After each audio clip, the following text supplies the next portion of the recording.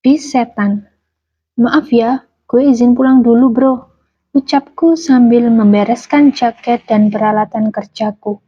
Saat itu jam masih menunjukkan pukul 23.13 atau sekitar jam 11 malam. Aku yang saat itu sedang kerja shift malam harus pulang lebih dulu karena mendengar kabar kalau ayahku di Bogor sakit sampai dibawa ke UGD. Tanpa pikir panjang, aku memberanikan diri meminta izin ke leaderku untuk pulang lebih awal. Untungnya dia berbaik hati memberikanku izin, walau saat itu gudang masih cukup banyak pekerjaan. Oh iya, aku bekerja di salah satu gudang logistik di Jakarta Utara.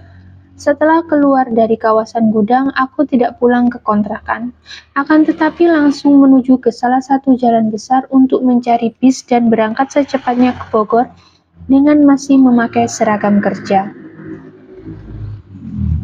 Halo? Aduh, gak diangkat, keluhku sambil melihat layar ponsel. Aku sedikit panik karena memang berita ini sangat mengejutkanku. Padahal tadi nomor milik kakakku ini yang menghubungiku dan mengabarkan ayah sakit. Tapi sekarang ia malah tidak aktif. Aku semakin khawatir kalau mereka semua sibuk karena kondisi ayah yang memburuk. Sialnya, sudah berdiri 30 menit pun masih tidak ada kendaraan umum yang lewat. Setidaknya angkot untuk mengantarku menuju terminal. Aku lalu berpindah posisi, duduk di sebuah kursi kecil yang berada di bawah sebuah jembatan kereta. Malam semakin sunyi, tidak ada toko atau pedagang makanan yang buka. Benar-benar aku sendirian di sini. Sesekali ada motor lewat, tapi hanya sedikit. Ingin rasanya aku memesan ojek online untuk mengantarku sampai terminal. Tapi entah kenapa hatiku berkata, tidak. Alhasil aku tetap diam di sini menunggu kendaraan umum. Wajahku mulai cemas. Sesekali kata-kata kasar keluar dari mulutku. Aku cek ponsel, masih belum ada kabar dari keluargaku di Bogor. Malam mulai terasa dingin. Aku memakai jaketku. Sesekali aku merinding, tapi aku tak terlalu memikirkannya. Tak lama kemudian, sorot lampu kendaraan terlihat dari kejauhan. Tampak sebuah bis besar lewat. Aku berdiri dan mendekat ke jalan raya. Aku mencoba memberhentikannya dengan cara melambaikan tangan, tapi sang kondektur malah membalas lambaianku dengan gestur menolak, karena tampaknya bis itu sudah tidak mengangkut penumpang lagi. Aku menghela nafas, semakin lesu dan kebingungan. Aku berbalik badan, tiba-tiba sebuah klakson berbunyi dari jalan raya. Aku menoleh. Sebuah minibus sudah berhenti di pinggir jalan seolah menungguku untuk naik. Namun anehnya, bis itu tidak memiliki sorot lampu depan. Warna bisnya putih polos tanpa motif apapun logo. Aku mendekat dan pintu depan terbuka. Pak, kemana ya? Tanyaku. Dengan nada datar, sang supir menjawab, ke Bogor. Karena sangat kebetulan, aku anggap ini sebagai anugerah. Di tempat sepi ini, aku mendapat bis dengan tujuan yang persis dengan tujuanku. Tanpa pikir panjang, aku langsung naik. Sesampainya di dalam bis, ternyata di dalam cukup ramai dan penuh. Aneh, aku kira bis ini sepi, hanya ada satu kursi kosong di tengah. Sesampainya di dalam bis, ternyata di dalam cukup ramai dan penuh. Aneh, aku kira bis ini sepi. Hanya ada satu kursi kosong di tengah. Aku duduk di sana dan langsung bersandar. Di sampingku seorang perempuan duduk sambil melihat keluar jendela. Tampaknya dia tertidur. Sementara penumpang lainnya duduk manis, diam tak bersuara. Mereka tidak main ponsel atau saling mengobrol, tapi diam terpaku begitu saja. Bahkan seorang anak balita yang cenderung tak bisa diam pun terlihat tak bergeming sama sekali. Tak lama bis berjalan, aku mulai bisa merasa tenang. Aku kirim pesan ke kakakku kalau aku sudah dalam perjalanan. Masih belum ada kabar darinya. Singkat cerita, selama beberapa menit aku tak merasakan ada yang aneh di bis ini. Sampai suatu ketika, bis ini mulai masuk ke jalanan yang dipenuhi pepohonan dan hutan di sana-sini. Sebuah jalan yang asing bagiku selama perjalanan dari Jakarta ke Bogor. Apalagi bis ini tidak mengambil jalan tol. Awalnya aku berpikir bis ini mengambil jalan pintas, karena ini sudah malam juga. Jadi buat apa lewat jalan tol kalau ada banyak jalan pintas yang sepi seperti ini? Ya, itu masuk akal. Aku kembali bersandar, memejamkan mata dan mencoba tidur walau sebenarnya perjalananku tidak jauh. Saat memejamkan mata itu, aku mendengar suara rintihan dari arah samping. Ya, dari arah perempuan di sampingku. Aku memejamkan mata dan menoleh ke arahnya. Karena ia menghadap ke jendela dan rambutnya yang panjang, aku jadi tidak bisa melihat wajahnya. Tapi mendengar rintihannya, sepertinya ia sakit.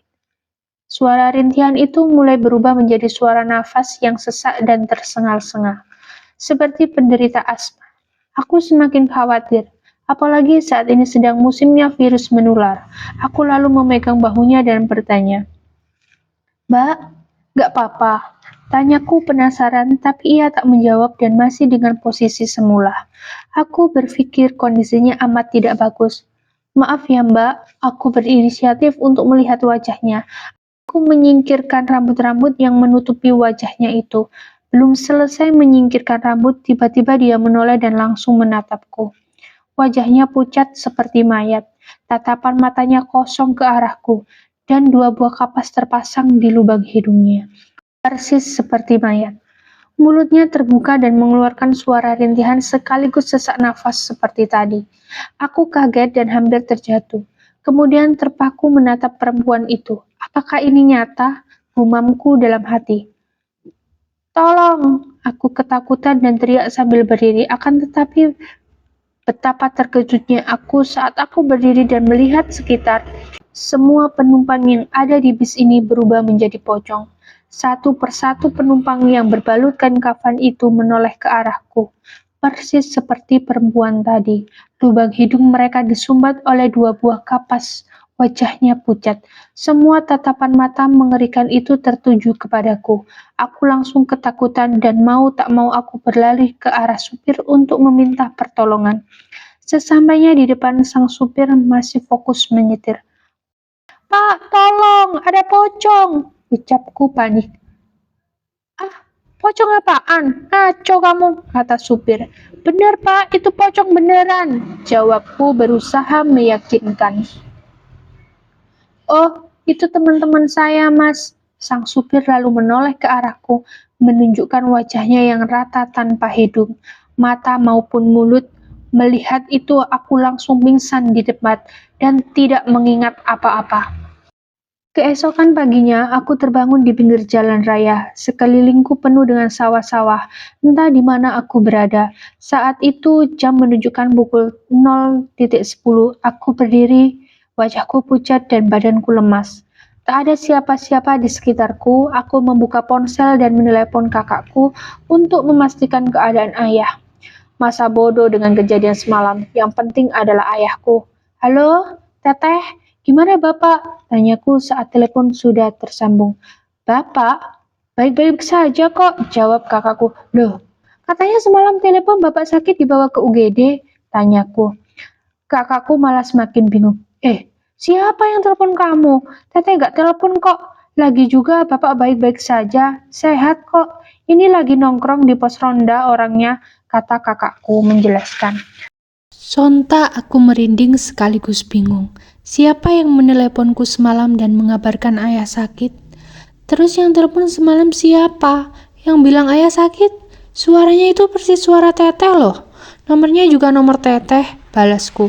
Gak tahu. Teteh gak telepon pokoknya, tegasnya.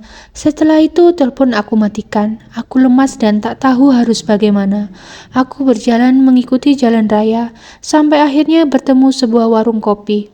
Aku duduk di sana dan menunggu bis lagi. Jujur saja, aku masih merasa syok setelah rentetan kejadian ganjil yang menimpaku. Tak lama aku mendengar suara bicara dari dalam warung. Anehnya mereka bicara dengan bahasa Jawa. Lantas aku bingung dan segera masuk ke warung. Karena aku juga belum tahu di mana aku berada. "Permisi, ini daerah mana ya?" tanyaku sampai masuk ke dalam warung. Salah satu warga lokal di sana kemudian menjawab, "Oh, iki masuk daerah Ngawi, Mas." Aku semakin shock saat mendengar jawaban itu. Ya, Sejauh itu bisetan membawaku, dari Jakarta ke Ngawi, Jawa Timur, dan hanya memakan waktu beberapa jam saja. Aku terdampar di tempat yang sama sekali aku tidak kenal, sangat jauh dari rumah maupun tempat rantauku.